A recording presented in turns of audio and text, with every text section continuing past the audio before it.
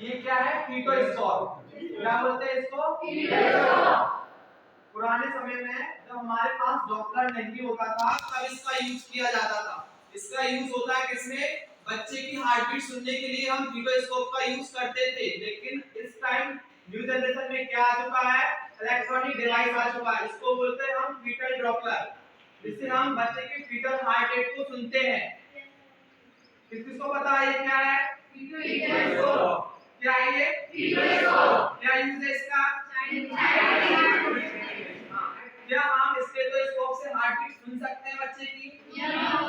क्यों सुन सकते हैं? हम लोग 5 to 6 मंथ का जब प्रेगनेंसी हो जाती है, 5 से 6 महीने की, तब हम स्टेथोस्कोप की सहायता से भी बच्चे का क्या हार्ट बीट सुन सकते हैं। ठीक है? Get it? सुन सकते हो ना? इसका यूज कैसे किया जाता है? के अंदर देखो, ये क्या है? फीटोस्कोप। कैसे लगाएंगे हम लोग? ऐसे लगा सकते हैं इसको, ऐसे लगा सकते हैं। ठीक है? ऐसे लगा के सुनते हैं, इसमें ऐसे आवाज सुनते हैं,